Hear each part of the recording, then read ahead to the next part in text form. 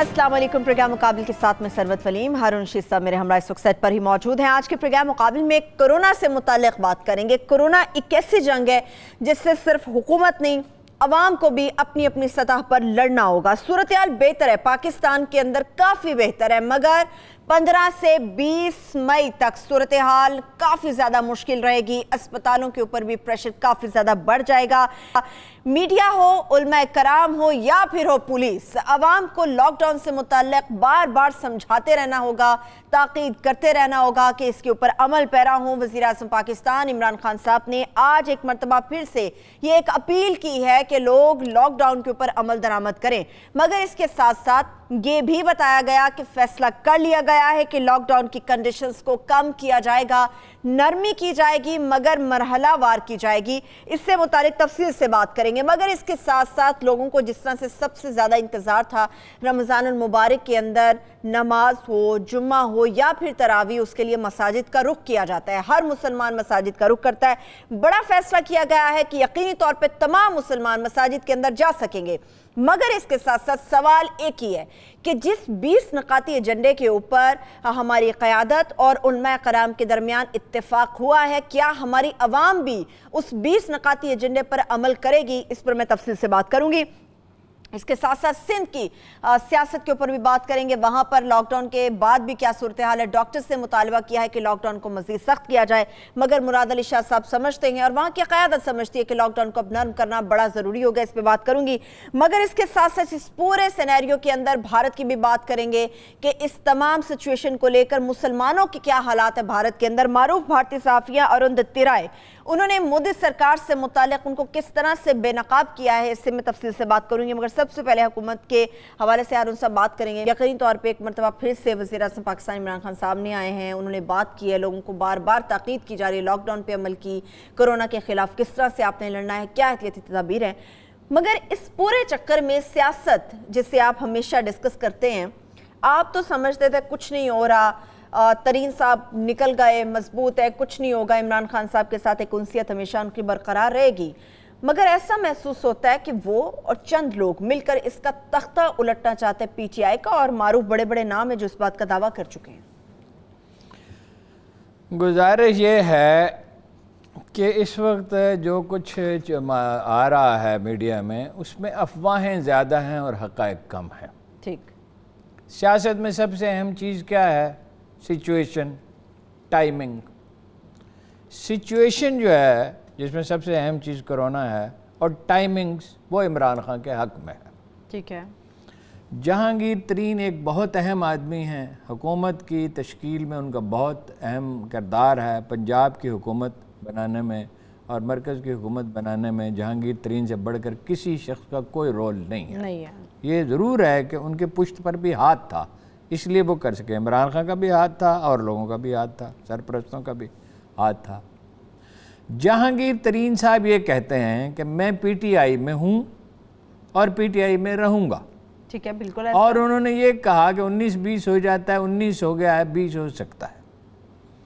मगर कुछ हमारे अखबार नवीस दोस्त जो हैं वो ये कहते हैं कि ग्रुप बना लिया है जहांगीर तरीन ने और ऐलान जंग करने वाला है, और वो इस हुकूमत को उखाड़ फेंकने की कोशिश करें। आप क्या कहते हैं? और देयर आर अदर पीपल जो ये कह रहे हैं कि जो साद रफ़ीक की मुलाकात हुई है वो असल में सियासी मुलाकात है। चौधरी बरादरान से साद रफ़ीक की मुलाकात असल में सियासी मुलाकात है। उसमें ये तय पा गया है कि शहबाज शरीफ साहब वज़ीर आज़म होंगे, शहबाज शरीफ साहब, और चौधरी परवेज़ इलाही वज़ीर आला होंगे। ये तय पा गया है। ये दो बातें कही जा रही हैं। देखिए, ना तो शहबाज शरीफ साहब के साथ मैं रात का खाना खाता हूँ, ना चौधरी परवेज़ इलाही साहब से मेरी कुछ उनसे खैर मुलाकात रहती है। ऐसी बेतकल्फ़ी नहीं है कि वो दिल की हर बात मुझे बताएं।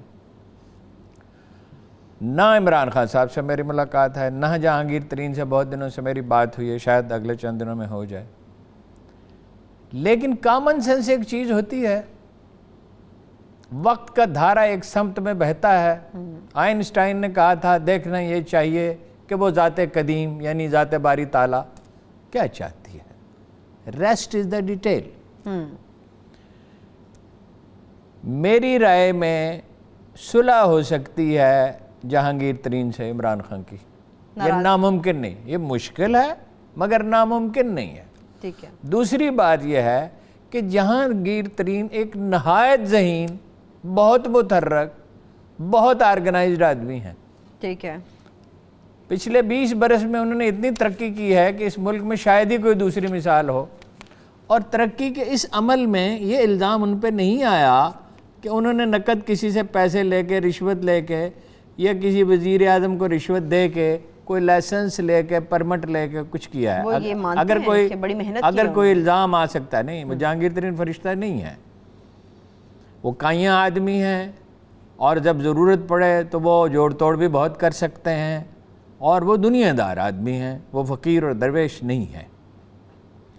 لیکن ایک چیز ہو سکتی ہے، وہ کیا؟ اگر وہ ہو گئی تو وہ جہانگیر ترین کی تباہی پہ منتج ہوگی۔ جیسے کہ اگر یہ ثابت ہو گیا کہ جو 68% شوگر افغانستان گئی ہے یا سلطنت گئی ہے، اگر ایسا ثابت ہو گیا، یہ تو پھر 25 کا انتظار اور 25 کا انتظار کرنا ہوگا نا، یہ دیٹ از the point، آپ نے ٹھیک جگہ پہ انگلی رکھ دی، 25 کا انتظار کرنا ہوگا۔ ایسے ہی تو نہیں آپ کو پروفیسر ہم کہتے ہیں۔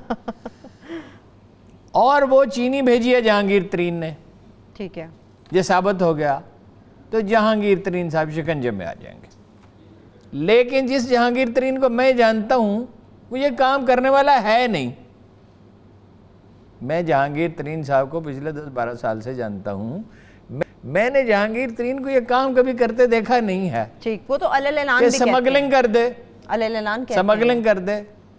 دیکھیے پھر میں کہتا ہوں فرشتہ نہیں ہے، مگر یہ کہ وہ ان چند اپنا شوگر ملوں میں سے ایک ہے، اور بھی ہیں لوگ جو بر وقت ادائیگی کرتے ہیں کسانوں کو، جو ٹیکس کی ادائیگی میں کبھی نہیں پھنسا۔ وہ تو ایک ان ہاؤس ٹریڈنگ اور باہر وہ ٹرسٹ بنانے کا مسئلہ تھا جس پہ سپریم کورٹ نے اس کو ڈسکوالیفائی کر دیا، اور کوئی اس کے اور وہ ہتھے چڑھ گیا تو ہو گیا۔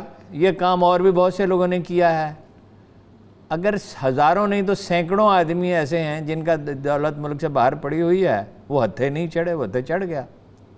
اب سوال یہ پیدا ہوتا ہے، بہت ساری عمر کے لیے ڈسکوالیفائی ہو گیا، بیٹا اس کا الیکشن میں انٹرسٹڈ نہیں ہے، ایک دفعہ دھکیل کے اس کو لڑا دیا، اس نے کہا میں نے نہیں لڑا۔ علی ترین کا کوئی انٹرسٹ نہیں ہے اس میں۔ یہ بات میں مان سکتا ہوں کہ اگر تلخی رہی تو ممکن ہے کہ جب وقت آئے تو وہ اپنا حساب چکانے کی کوشش کرے، صحیح، یہ میں مان سکتا ہوں۔ لیکن ابھی تو پتے کھلے نہیں ہیں، ابھی تو پہلے 25 اکتوبر کی رپورٹ تو آنے دیں۔ لیکن آوازیں تو آنا شروع ہو گئی ہیں ہارون صاحب۔ دیکھیں نا، اس نے جو ریاض صاحب ہیں، راجہ ریاض صاحب نے جو تقریر فرمائی تو جہانگیر ترین نے انہیں فون کیا کہ بھائی اتنا جذباتی ہونے کی ضرورت نہیں ہے۔ جن 4 اور آدمیوں کو کہا جا رہا ہے انہوں نے اظہار ہمدردی کیا جہانگیر ترین سے، اور یہ قابل فہم ہے۔ لیکن عمران خان صاحب کے لیے تو گھنٹی خطرے کی ہے، یہ خطرے کی گھنٹی تب ہے اگر وہ غلط پالیسی اختیار کر لیں۔ اگر وہ دیکھیے چابی جو ہے وہ اپنا پڑی ہوئی ہے عمران خان کی جیب میں، ٹھیک ہے، اگر وہ ارادہ کر لیں کہ جہانگیر ترین سے انہوں نے صلح کر لی ہے، آخر وہ کیا کچھ نہیں کہتے تھے جی اپنا علیم خان کے بارے میں، علیم خان سے اظہار ناراضگی کرتے تھے۔ ایک دن انہوں نے علیم خان کو بلایا اور اسے ذمہ داریاں سونپ دی۔ جہانگیر ترین سے ان کی مصالحت کیوں نہیں ہو سکتی؟ فرض کیجئے نہیں ہو سکتی تو جہانگیر ترین اس وقت کوئی دیوانہ ہے کہ جو اپنی انرجی جھونک دے گا اس وقت جب کہ کورونا کا مسئلہ ہے قوم کے سامنے، اور ٹائمنگ اس کی بالکل ہی غلط ہوگی۔ ایک اور پوائنٹ ہے، اس وقت نہیں ہوگا، جو کچھ ہوگا وہ اس وقت ہوگا۔ وہ بے نظیر گئی تھی، ایک بنگالی جادوگر تھا یا وہ کوئی نجومی تھا، اس سے پوچھا تھا اقتدار کب ملے گا، اس نے کہا جب آم پکیں گے۔ ٹھیک ہے، اب یہ صحیح ہے یا غلط، حکایت یہی ہے، اور اس پہ باور کیا جاتا ہے۔ اس پہ ایک ناول بھی لکھا گیا، حنیف صاحب ہیں ہمارے مشہور ایک ناولسٹ ہیں، مجھ پہ تو خیر اللہ کے فضل و کرم سے تنقید ہی فرماتے رہتے ہیں BBC میں جب کبھی انہیں موقع ملے، لیکن ناولسٹ وہ بڑے ہیں، تو انہوں نے اس پہ ایک ناول بھی لکھا ہے۔ جب پتے پیلے ہو جائیں گے اور درختوں سے گرنے لگیں گے تو سیاست شروع ہو جائے گی۔ اس وقت ہم دیکھیں گے کہ چودھری صاحبان کیا کرتے ہیں، جہانگیر ترین صاحب کیا کرتے ہیں، خواجہ برادران کیا کیا کرتے ہیں، اور نجیب ہارون صاحب کیا کرتے ہیں؟ میں نجیب صاحب کے اوپر بات کرتی. چلیے آپ نے یہ چھیڑی دی گفتگو. 5 لوگوں نے ترین صاحب کے ساتھ, چلیے آپ نے کہا کہ ہمدردی, یاد آ گیا آپ کو, سنا دوں, میں رہ نہیں سکتا. سنائیے. میں نے صدر غلام اسحاق خان سے کہا, صدارت چھوڑ چکے تھے, میں نے کہا آج تو ماشاءاللہ بڑے صحت مند نظر آ رہے ہیں. تو خان صاحب مذاق وغیرہ نہیں کرتے تھے, ہم تو عادی ہیں, تو چھوٹی موٹی چھیڑ چھاڑ کر لیتے ہیں, جنرل کیانی سے بھی کر لیتے تھے, اوروں سے بھی کر لیتے ہیں, لیکن کچھ سیریس لوگ ہوتے ہیں, آپ مذاق کریں تو وہ بات کو سلیقے سے ٹال لیتے ہیں. خان صاحب نے کہا جب پتے سرخ ہو جاتے ہیں تو ان کے گرنے کا وقت آ جاتا ہے. جب پتے سرخ ہوں گے تو پھر یہ فیصلہ ہوگا کہ گرنے کا وقت آ گیا ہے یا نہیں آیا. اس وقت یہ فیصلہ صادر کرنا کہ عمران خان کی حکومت جا رہی ہے, یہ بالکل میں سمجھتا ہوں کوئی دانائی کی بات نہیں ہے. سخت فکر نہیں کہنا چاہیے, دانائی کی بات نہیں ہے. البتہ شہباز شریف صاحب مینٹلی کبھی کبھی وزیر اعظم بننے کے لیے تیار ہو جاتے ہیں ویسے اور جوڑ توڑ کرتے ہیں, مگر ایک نقطہ اور یاد رکھیں. جی, جس چودھری پرویز الہی کو میں جانتا ہوں, جس چودھری شجاعت کو میں جانتا ہوں, اور ان کے والد گرامی کو جانتا ہوں, چودھری اپنا ظہور الہی مرحوم کو, جن سے ہمارے خاندان کا مراسم تھے, اور میں اپنے بڑے بھائی کے ساتھ ان سے ملنے کے لیے جایا کرتا تھا, یہ شریف خاندان پہ اعتماد نہیں کر سکتے. جب شریف خاندان کا ذکر ہوتا ہے وہ ایک ہی بات کہتے ہیں, یہ وعدہ شکن لوگ ہیں, یہ منحرف لوگ ہیں, ہونے والے لوگ ہیں, ان پہ بھروسہ نہیں کیا. اگر چودھری برادران نے شریف خاندان پہ بھروسہ کیا اور ان کے ساتھ کوئی سمجھوتا کیا, جس کی مجھے کوئی اندیشہ نہیں, تو وہ اس سے بڑی غلطی کریں گے جیسی انہوں نے چودھری پرویز الہی نے ڈپٹی پرائم منسٹر بن کے زرداری کا کی تھی, اور جو نوٹیفیکیشن نکلا تھا اس پہ لکھا ہوا تھا کہ ہیں تو یہ ڈپٹی پرائم منسٹر, مگر ان کا اختیار کوئی نہیں. لیکن جس شہباز شریف صاحب کو جتنا ہم سب جانتے ہیں, ہارون صاحب آپ کا تجربہ زیادہ ہے, ہمیں یاد ہے صوبائی سطح سے جب آگے وہ ملکی سطح پر ایز این ایم این اے گئے تھے, ہمیشہ صوبے کی سطح تک وہ رہے, تو دیکھنے والے میچ ہوتے تھے جب وہ ایک نیشنل اسمبلی کے اندر سپیچ کرنے کے لیے کھڑے ہوتے تھے. خیر, نجیب ہارون صاحب کی آپ نے بات کی. نجیب ہارون صاحب بانی رکن ہے پی ٹی آئی کے, ان کے استعفے کی وجہ ترین صاحب سے ہمدردی ہے یا پھر کوئی اور اختلافات ہیں؟ نجیب صاحب کا کوئی دور کا تعلق بھی ترین سے نہیں. تو پھر وجہ کیا ہے؟ نمبر 2, نجیب ہارون ایک بالکل منفرد آدمی ہے. ہی از ان لائک دا پولیٹیشنس. ایک تو آپ کو یہ سن کے حیرت ہوگی کہ ایک زمانے میں ایک مشہور اخبار نویس ہے, انویسٹیگیٹو رپورٹر, اخباروں میں اور ٹی وی میں رواج نہیں ہے کہ اخبار نویسوں کا نام لیا جائے, مگر کسی نے کوئی اچھا کام کیا تو اس کا نام لینا چاہیے.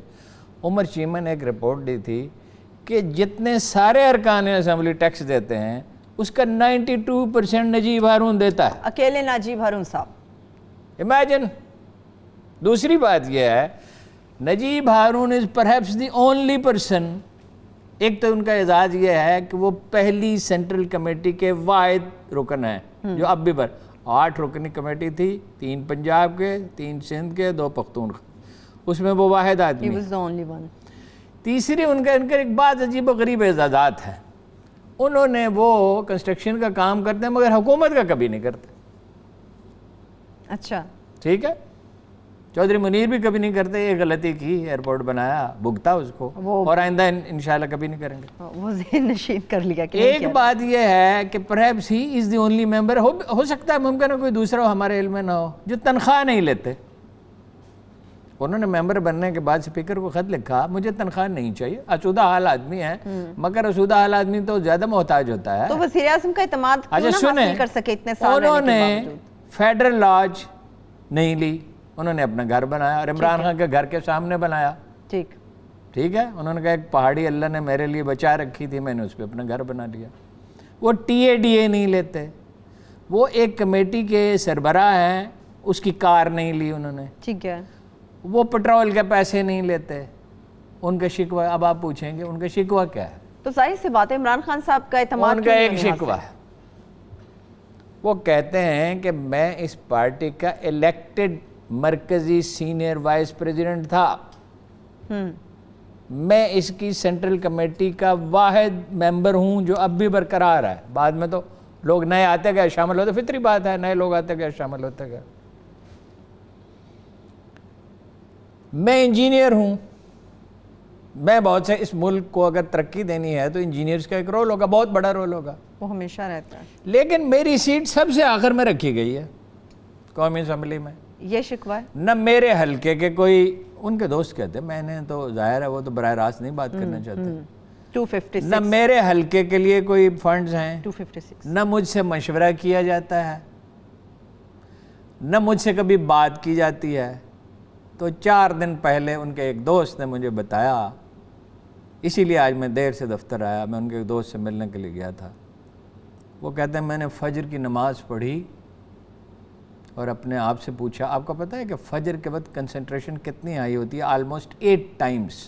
یعنی اگر کوئی شخص فجر کے وقت کوئی چیز کام کرے تو اس کی کنسنٹریشن 7-8 گنا زیادہ ہوگی. یہ رسول اللہ کی دعا ہے اپنی امت کے لیے کہ صبح کے وقت میں اس پہ برکت دے. ٹھیک ہے، اور امت نے طے کیا ہوا کہ صبح باہر صبح نہیں اٹھنا، 11-12 بجے دکانیں کھولنی، سویرے نہیں اٹھنا. تو وہ انہوں نے کہا فجر کی نماز پڑھی اور سوچا، انہوں نے کہا یہ کرونا کا مجھے یہ فائدہ ہوا، مجھے یہ سوچنے کا موقع ملا، تنہائی میسر آئی کہ میں کیا کر رہا ہوں. چنانچہ میں نے یہ فیصلہ کیا کہ میں نے استعفیٰ دے دیا. ٹھیک ہے، لیکن ایک میری ذاتی رائے ہے ان کے مزاج کو ملحوظ رکھتے ہوئے، وہ ایک ایسے شخص ہیں جو آرام سے نہیں بیٹھ سکتے. متحرک، بعض لوگ ہوتے ہیں نا مزاجن متحرک رہنا چاہتے ہیں، کام کرنا چاہتے ہیں، کچھ کنٹریبیوٹ کرنا چاہتے ہیں، اور صاف ستھرے آدمی وہ تو آپ کو بتا دیا. گورنر سندھ سے انہوں نے کہا ہے عمران اسماعیل صاحب، وہ ان سے بات کریں. میرا خیال ہے کہ کسی دوسرے آدمی سے کہتے تو زیادہ اچھا تھا. عمران اسماعیل بھی بات کر سکتے ہیں، کوئی مسئلہ نہیں، لیکن اور زیادہ موضوع مثلا اسد عمر سے کہتے، کسی ایسے آدمی سے کہتے جو دیر تک ان کا شکوہ سن لیتا، شکوہ تو وہ لمبا کریں گے.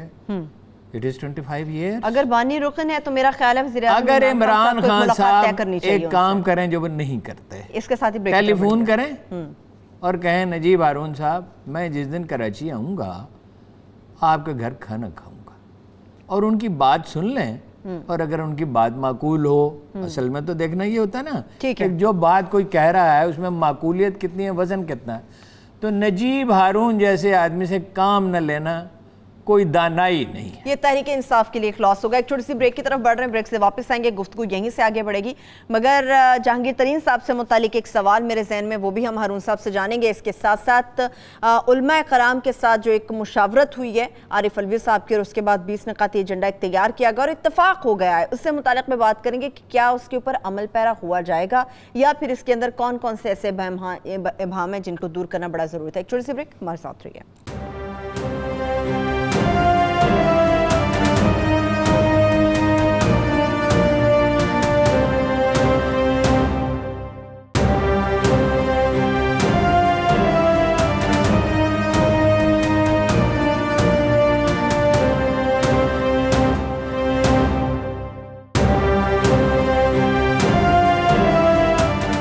Welcome back. جس طرح سے میں نے بات کی تھی ہارون صاحب کے ترین صاحب سے متعلق ایک سوال ہے جو میں اس کا جواب چاہتی ہوں آپ دیں. آپ نے کہا کہ ترین صاحب سے مصالحت ہو سکتی ہے عمران خان صاحب کی. مجھے بتائیے مصالحت کیسے ہوگی؟ علیم خان صاحب اس وقت میدان میں آ گئے ہیں، جب ترین صاحب تھے تو علیم خان صاحب نہیں تھے، اب ترین صاحب نکل گئے تو علیم صاحب کی جگہ بن گئی ہے. اب مجھے بتائیے مصالحت کیسے ہوگی؟ علیم خان سے میری پہلی باقاعدہ ملاقات اس طرح ہوئی کہ میں نے جہانگیر ترین سے کہا کہ کیا آپ کل لاہور تشریف لے جا رہے ہیں؟ ٹھیک ہے. انہوں نے کہا جی. میں نے کہا اپنے جہاز پہ جا رہے ہیں؟ انہوں نے کہا جی. میں نے کہا اس جہاز میں ایک سیٹ خالی ہے؟ اس نے کہا جی. تو جب میں وہاں گیا تو علیم خان صاحب بھی وہاں بیٹھے تھے. اچھا. اور میں نے علیم خان صاحب پہ کچھ نکتہ چینی کی تھی، اور وہ کچھ ناروا ہی تھی نکتہ چینی، بعض اوقات ہوتا ہے آپ کو صحیح اندازہ نہیں ہوتا. تو علیم خان صاحب اداس تھے، انہوں نے کہا کہ یہ ہمارے دوست ہیں. تو میں نے اس بات کو نوٹ کیا کہ بھائی یہ ان کے دوست بھی ہیں، اور میں نے ان کے ساتھ تھوڑی زیادتی بھی کی. اچھا. تو اس کے بعد علیم خان صاحب سے میرا رابطہ ہو گیا. تنقید تو بعد میں بھی کی تھی، اس لیے کہ پولیٹیشین ہے، تنقید تو بعض اوقات کرنی پڑتی ہے. تو ایک وقت وہ بھی تو تھا جب علیم خان صاحب بھی پارٹی میں تھے، متحرک تھے اور پوری طرح متحرک تھے، اور جہانگیر ترین بھی پوری طرح متحرک تھے. تو اب ایسا کیوں نہیں ہو سکتا؟ کیا علیم خان اور جہانگیر ترین ایک دوسرے کے دشمن ہیں؟ اس سوال کا جواب ہے نہیں. ان کے درمیان کوئی دشمنی نہیں پائی جاتی. اگر جہانگیر ترین بحال ہو جائیں اور اپنا رول پلے کریں اور عمران خان صاحب ان کو اگر وہ بلانا چاہیں, آئی ڈونٹ نو. دیکھیے قرآن مجید نے ایک اصول بیان کیا, اس کو کبھی مت بھولیے. تم میں سے بعض کے دشمن ہوں گے. زندگی کے جو اٹل قوانین ہیں, جو ایک دو نہیں ہیں, درجنوں کی تعداد میں ہیں, قوانین تھوڑے ہی ہوتے ہیں.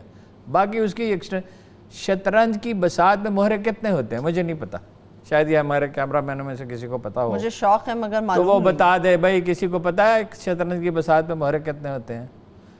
میرے گھر 52 شاید ہوتے ہوں گے, مجھے صحیح پتا نہیں, میں نے کبھی کھیلی نہیں. چالیں کتنی ہوتی ہیں؟ 1 ارب. شطرنج کے بساط میں 1 ارب 1 ارب چالیں ہیں شطرنج کی بساط پہ جو چلی جا سکتی ہیں میکسیمم. قوانین تھوڑے ہی ہوتے ہیں. قوانین میں سے ایک بنیادی قانون یہ, تم میں سے بعض کے دشمن ہوں گے. کیوں ہوں گے؟ آدمی کی ایگو ہوتی ہے, ہمیشہ تعلقات ایگو کی وجہ سے خراب ہو جائے. یہاں کوئی اصول انوالو نہیں ہے جہانگیر ترین کی اور عمران خان کی مخالفت میں.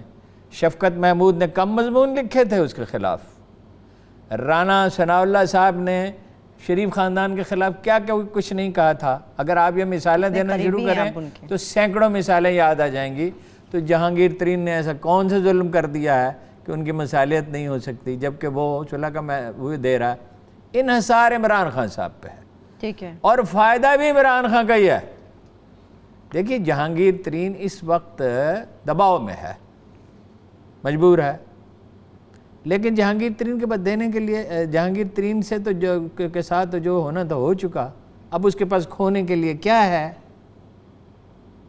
جبکہ اگر حالات خراب ہوئے ہی کین اسپینڈ منی اور وہ لوگوں کو کنونس کر سکتا ہے, تو حکمران کو چاہیے کہ اپنے مخالفین کو کم از کم کرے. اپنے مخالفین کو, ایک دانا سیاستدان جو ہوتا ہے وہ اپنے مخالفین کو کم از کم کرتا ہے, اور اگر وہ مخالف بھی رہے اور اس میں تھوڑی سی نرمی پیدا کر لے. یہ ہنر کون جانتا ہے پاکستان میں بتائیے؟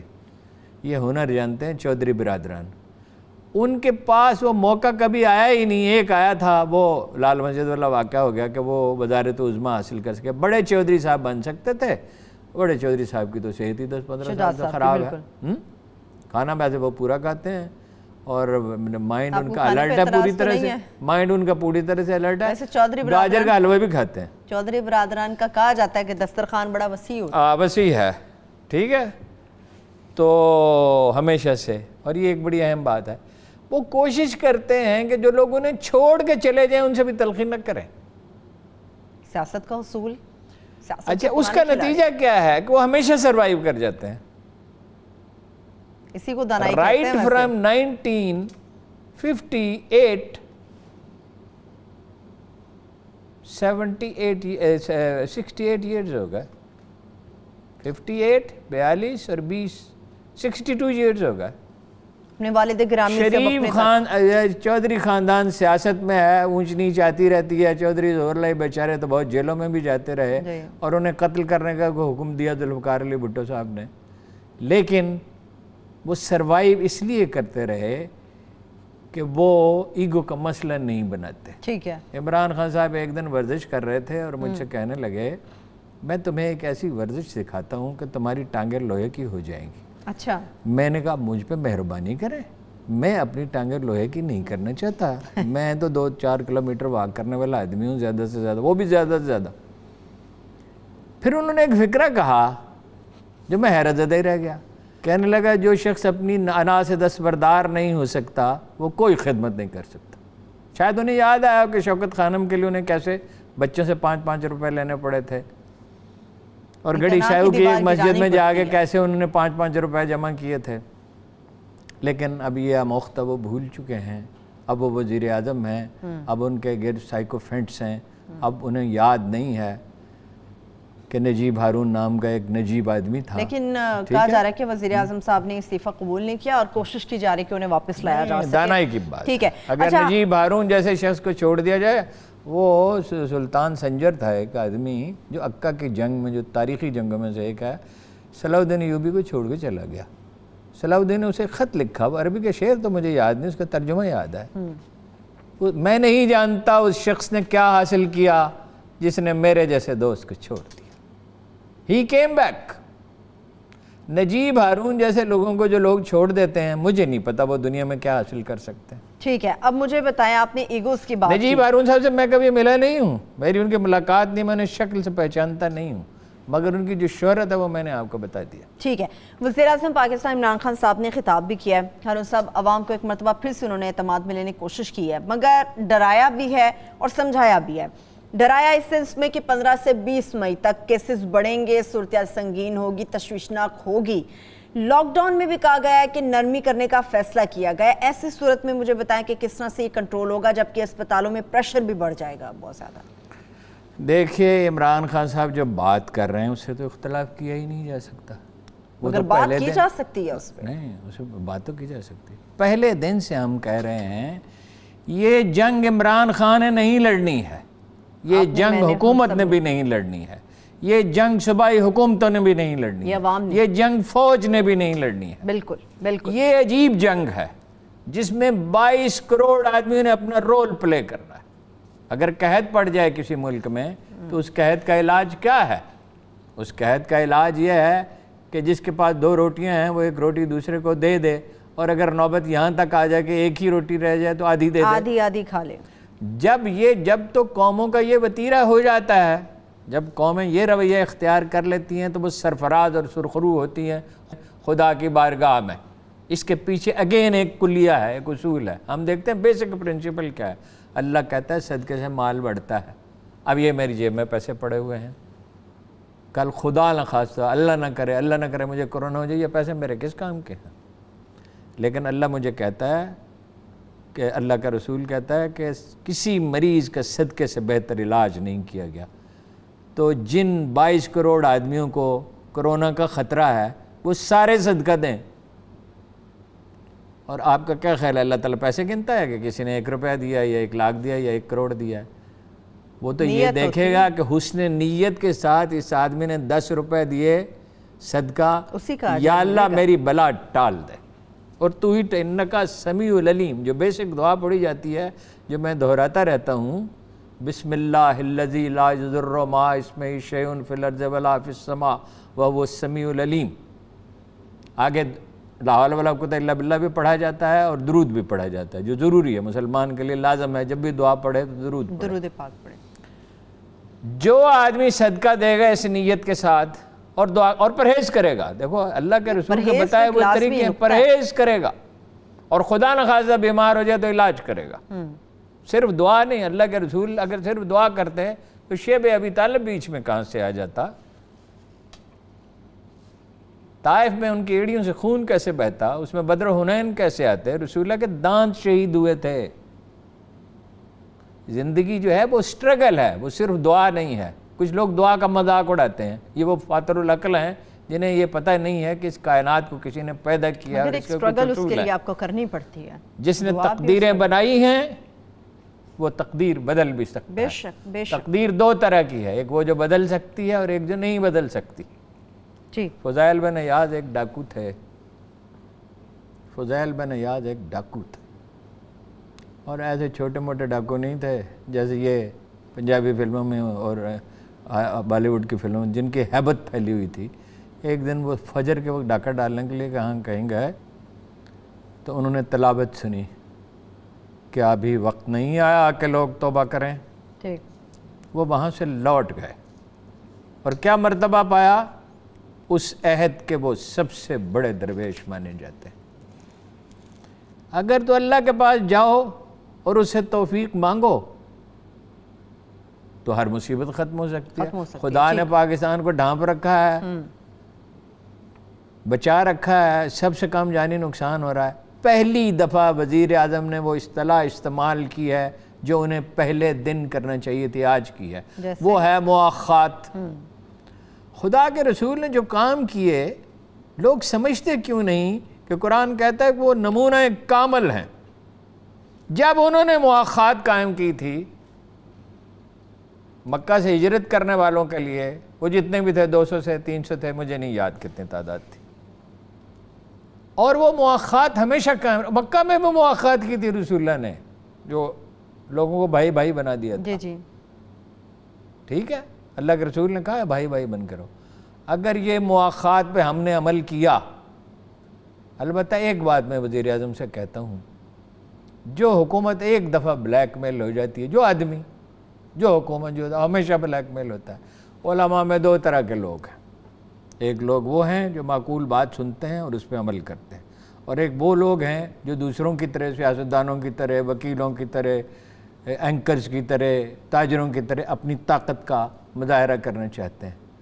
دیکھیے وہ جو ایجنڈا ہے جو مفتی تقی عثمانی نے پڑھ کے سنا، اس پہ تو عمل ہو سکتا ہی نہیں ہے، ہو سکتا ہی نہیں ہے کہ اور جس کے فوراً بعد مفتی منیب صاحب نے ارشاد کیا کہ کوئی طلاق نہیں ہوگا اور مسجدیں کھول دی جائیں گی اور لاک ڈاؤن ختم ہو جائے گا. مگر حکومت نے دانائی کا مظاہرہ کیا. مجھے تو شروع میں بہت غصہ آ رہا تھا، اچھا کیا بات چیت کی، بات چیت سے اگر مسئلہ سلجھے.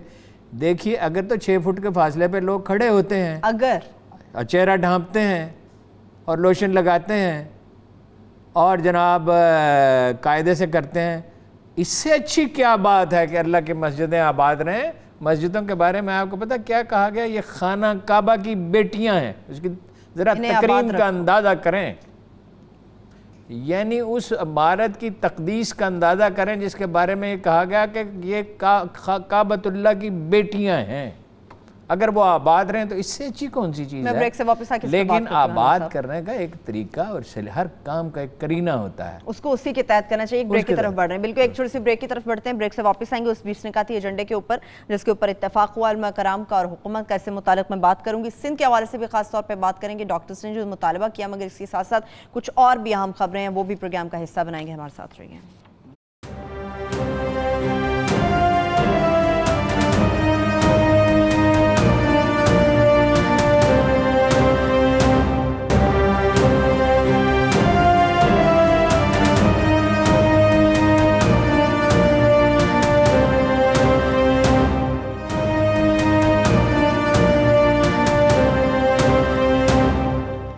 بریک کے بعد ایک بار پھر سے پروگرام میں ہم آپ کو خوش آمدید کہیں گے. ہارون صاحب مجھے یہ بتائیے، 20 نکات یقینی طور پہ آپ نے بھی پڑھے ہوں گے. جو چیزیں بیان کی گئی ہیں تمام مناسب ہیں، جن کے اوپر عمل کیا جا سکتا ہے اگر عوام کرنا چاہے. یہ اگر کا جملہ میرے اندر بھی ہے، جب میں بات کر رہی ہوں آپ نے بات کی، آپ کے الفاظ بھی تھے اگر. اب مجھے بتائیں اس کے اوپر ہم لوگ خود کنفیوز ہیں کہ عوام کیسے عمل کرے گی. یہ تو خدا نخواستہ صورتحال زیادہ بھی خراب ہو جائے گی. دیکھیے گزارش یہ ہے، ہزاروں سال سے ہم بادشاہوں کے تحت رہتے آئے ہیں. ہم ذہنی طور پہ ہم غلام لوگ ہیں.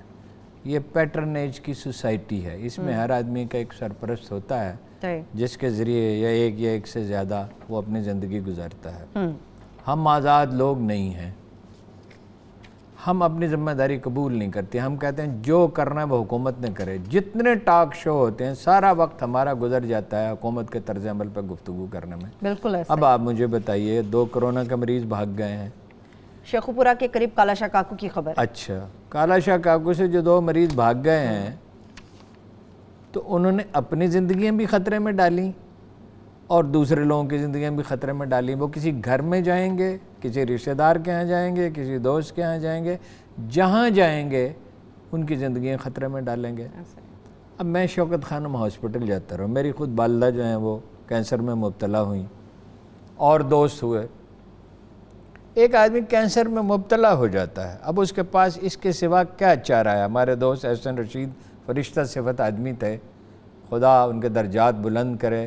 وہ ان لوگوں میں سے تھے جنہیں لوگ دیکھتے ہیں تو ان کے جنتی ہونے کا یقین ہوتا ہے کہ ایک جنتی آدمی جا رہا ہے، فرشتہ ایک جا رہا ہے. مبتلا ہو گئے، اس دنیا سے چلے گئے. ان پر کیا بیتی، ان کے بھائیوں پر کیا بیتی، ان کے خاندان، ان کے دوستوں پر کیا بیتی، آج تک ان کی یاد آتی ہے تو آنکھیں بھر آتی. لیکن صبر کے سوا چارہ کیا ہے؟ جس آدمی کو اس دنیا میں جو آیا ہے اسے جانا ہے. صرف ایک آدمی سے پوچھا گیا تھا کہ وہ جانا چاہتا ہے یا نہیں، وہ اللہ کے رسول تھے، وہ میں صلی اللہ علیہ وسلم میں بیان کر چکا ہوں. باقی ہر آدمی کو جانا ہے. تو اگر جانا ہی ہے تو صبر اور قرار کے ساتھ کہتے ہیں جی علاج کا ماحول اچھا نہیں. اچھا نہیں، اس ملک میں کون سی چیز اچھی ہے، کون سے سول ادارے مضبوط ہیں؟ لیکن لندن میں اچھا ہے، امریکہ میں اچھا ہے. ڈاکٹروں کو پورے لباس نہیں مل رہے، نرسیں جو ہیں مبتلا ہو رہی ہیں، ڈاکٹر مبتلا ہو رہے ہیں، ایک ایک دن میں ہزاروں آدمی نیو یارک میں مر رہے ہیں، اور نیو یارک کا میئر چیخ رہا ہے کہ مجھے پورا ساز و سامان نہیں مل رہا. یہ ایپک سینٹر ہے، یہیں اگر سامان نہیں دو گے تو یہاں سے نکل کے تو پورے ملک میں لوگ جاتے ہیں. نیو یارک ایسے ہے جیسے کراچی ہے پاکستان میں، اور مگر وہ نیو یارک بیچ میں ہے. مسئلہ یہ ہے ٹھیک ہے، ہر ہر طرف سے لوگ آتے ہیں.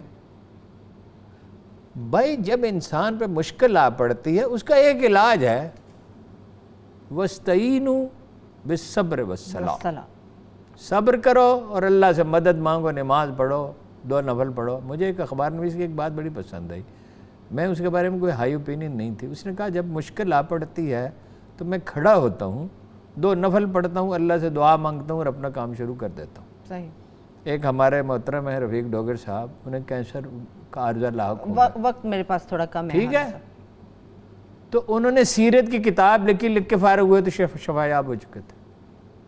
اچھا وہ جو دوسرا سوال ہے. اچھا وقت کم ہے میرے پاس ہارون صاحب، کچھ اور بھی خبریں ہیں. مجھے یہ بتائیے، جو لوگ بھی جاننا چاہتے ہیں اور میں بھی یقینی طور پہ اس میں انٹرسٹڈ ہوں، مجھے پتہ ہونا چاہیے کہ باران بس سروس کی جب ہم بات کرتے ہیں اس کا قصہ کیا ہے؟ حمید گل صاحب کی بیٹی ہے، داماد، باران بس سروس کا قصہ یہ ہے بنیاد پر کل صبح عظما جو ہے وہ جنرل حمید گل صاحب فرمایا کرتے تھے کہ یہ اتنی میری بیٹی نہیں ہے جتنی تمہاری بہن ہے.